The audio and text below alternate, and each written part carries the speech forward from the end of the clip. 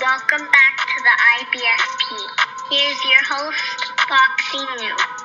Welcome back, fight fans. Let's just dig right into it. This is another edition of IBFP's Boxing News, and we're going to start it off with Orlando Salido giving Luke Campbell advice on how to beat Vasyl Lomachenko. As we all know, Vasyl Lomachenko is an incredible pound-for-pound multi-weight world champion. He's an elite level fighter, has a variety of skill sets, and Orlando Salido is the only guy that beat Vasyl Lomachenko. So Vasyl Lomachenko and Orlando Salido, that was a very interesting first fight. It was very controversial. A lot of people felt that he had a lot of low blows that landed on Vasyl Lomachenko. Some people say that's a lot of excuses. So at the end of the day, we see that it was a very interesting fight, but one that Vasyl Lomachenko has bounced back from, has done a lot in the sport, and shows that you can take a loss and keep going and become an elite level pound for pound fighter. And so if you look down at some of the comments made by Orlando Salido, he states to beat Vasyl Lomachenko, you really need to press him, take the fight to him and pound the body. You're not going to outbox him. It's all about roughing him up and making him feel uncomfortable in the ring. Luke, you must fight your fight and not Lomachenko's fight.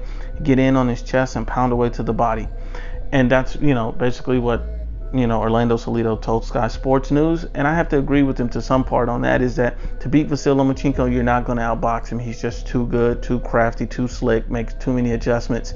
So if you're going to beat him, you have to make it an uncomfortable fight for him, and you really do have to go to the body. The body is to wear down his stamina and to take the legs from out of Vasyl Lomachenko. And it's easier said than done, because Vasyl Lomachenko, his speed, his IQ, he tends to adapt to everyone. And even in the Orlando Salido fight, he came alive at the end of the fight and nearly stopped Orlando Salido. Literally, the time ran out. So if you look at it, Vasyl Lomachenko, even if you apply the game plan, even if it shows success and bears fruit, it's still going to be hard to put Vasyl Lomachenko away.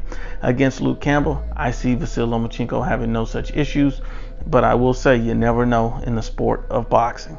Let's keep it going. Austin, no doubt, Trout, he plans to drop down to 147 pounds. And one of the fights that he's looking for is Danny Garcia. Austin Trout has fought a lot of top-level fighters at 154. He's fought Canelo Alvarez. He's fought Jarrett Hurd.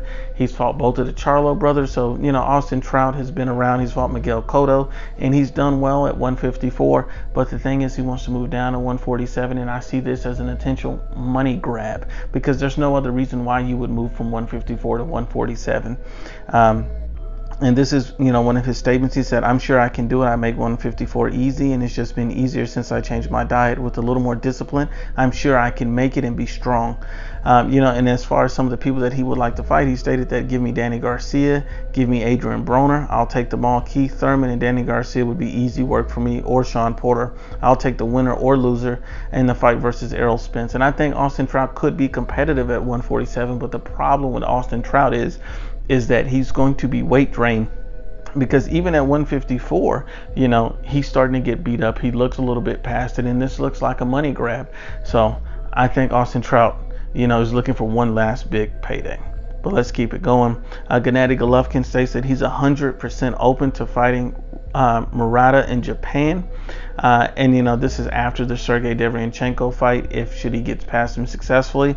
And this is Gennady Golovkin's statement. He said, 100%, absolutely, I'm open for this. And of course, we already made the first step with the World Championship fight with Derevyanchenko, and absolutely, I look forward to fighting Murata. It's very, very important, and I'm sure it'll be a great fight. So it looks like Gennady Golovkin is interested in the Ryota Murata fight, and it looks like a very potential fight, a fight that'll be huge in Japan, do huge numbers, fill a stadium around 60,000 people. So I can understand why Golovkin would want it. It'll be a huge fight. It'll bring a lot of attention and money, but at the same time, people will feel like, is Murata really one of those legacy fights? Is that really one of the fights that Gennady Golovkin should be taking in his twilight? Shouldn't Golovkin be looking for guys like, Canelo Alvarez, Callum Smith? Shouldn't Gennady Golovkin be looking to bolster his resume rather than his pockets? But once again, Unbiased as always, it's the IBFP. Please share, like, and you must absolutely subscribe.